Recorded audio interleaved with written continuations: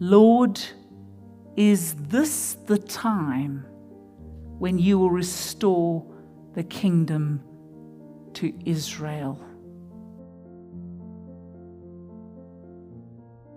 I want to almost say that Jesus had a long pause there as he looked at them and thought to himself, have you not been listening?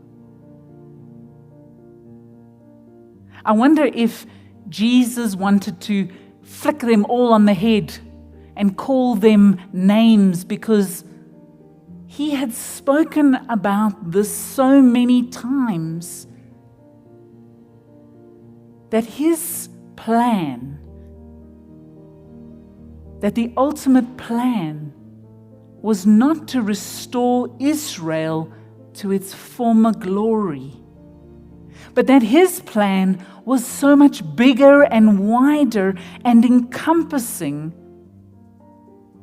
than just little Israel. Jesus says to them in response, we're not to know the times or the periods of the Father. He knows those things. But he goes on to say, you will receive the power of the Holy Spirit, and then you will become witnesses,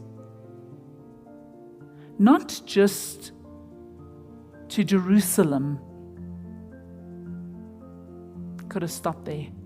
You'll be my witnesses in Jerusalem. No, he says, you'll be my witnesses in Jerusalem, in Judea, in Samaria, and to the ends of the earth.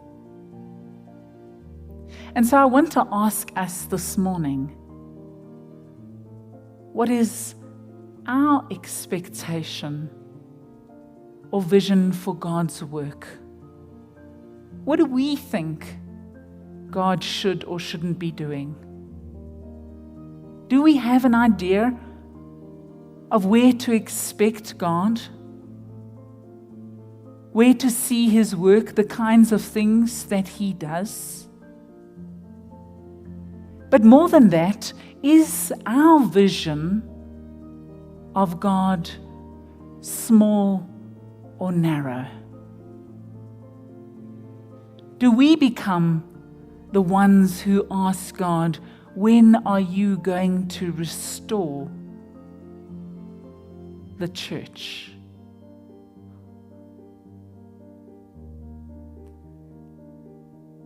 Many of us have been Christians for a long time.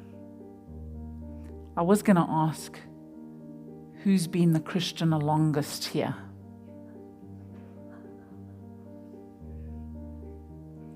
But think about it. If you've been a Christian for a long time, I wonder if you can remember when the church was full to capacity.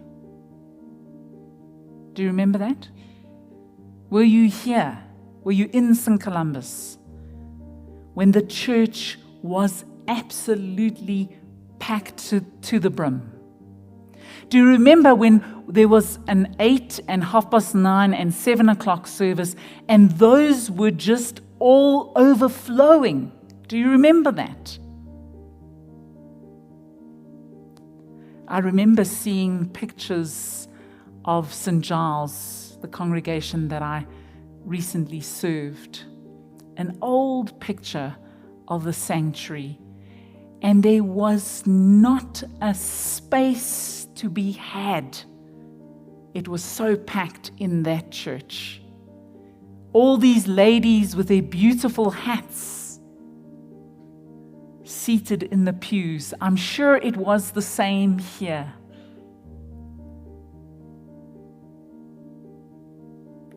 Jesus, when are you going to restore the church to its former glory?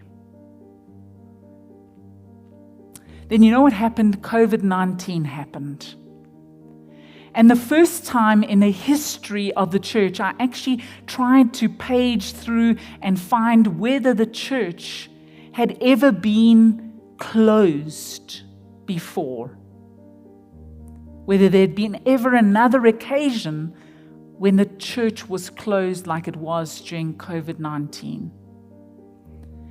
There was speculation that during the plague, some churches did close. Some did continue to remain open.